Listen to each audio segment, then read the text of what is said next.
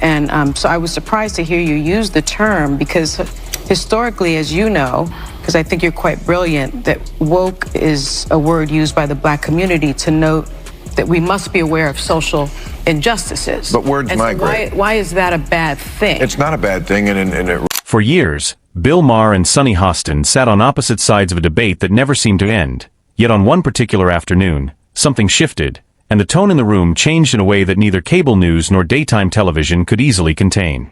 This was not a script. This was not a bit written for ratings. It was a moment that unfolded in real time, in front of a live studio audience, cameras rolling, with two of America's most recognizable television personalities suddenly finding themselves at odds over a subject that has divided households, friendships, and entire political parties for years. What exactly happened between them has been debated, dissected, and re-uploaded across the internet in countless versions, some accurate, many exaggerated.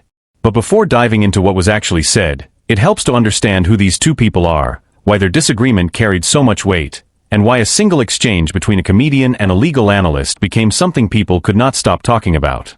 Maher has spent more than 2 decades as one of television's most unapologetic voices, hosting Real Time with Maher on HBO since 2003, a show built entirely around confrontation, wit, and a willingness to challenge anyone regardless of their political affiliation.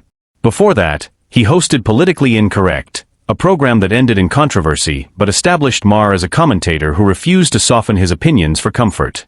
Sunny Hostin, on the other hand, built her reputation as a federal prosecutor before transitioning into broadcast journalism, eventually becoming one of the most prominent co-hosts on ABC's long-running talk show The View.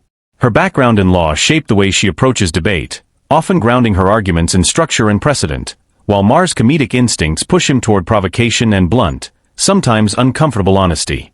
When these two very different communication styles meet, sparks are almost inevitable. The specific moment that ignited widespread attention took place when Maher appeared as a guest on The View, a rare crossover that placed him directly across the table from Hostin and her fellow co-hosts.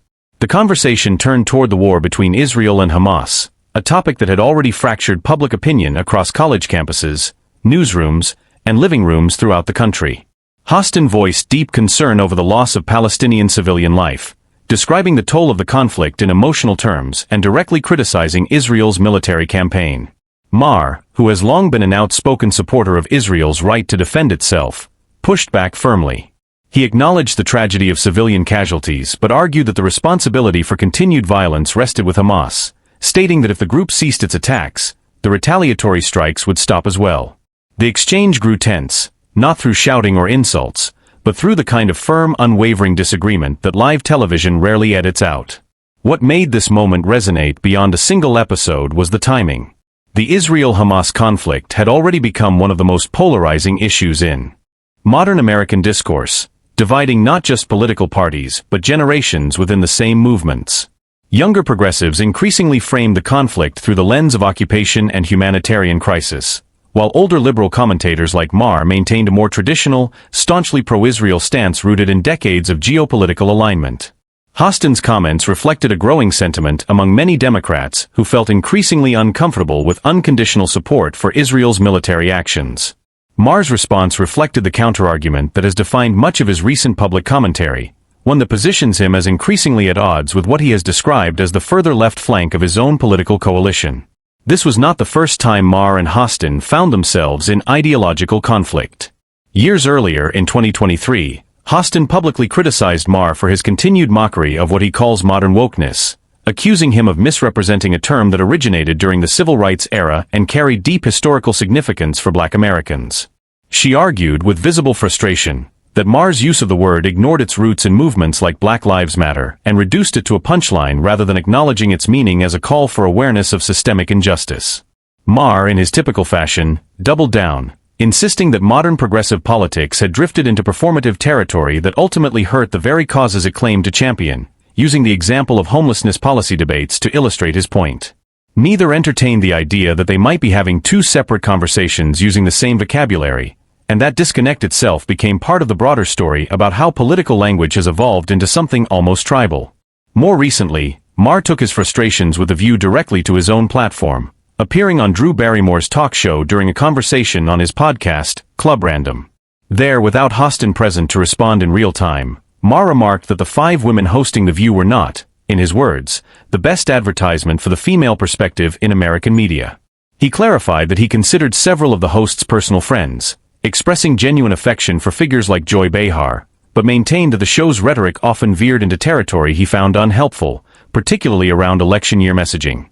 This was not a direct confrontation with Hostin specifically, but it added another layer to an already complicated relationship between Maher and the program that has repeatedly hosted him, argued with him, and provided some of the most viral cross-ideological television moments of the past several years.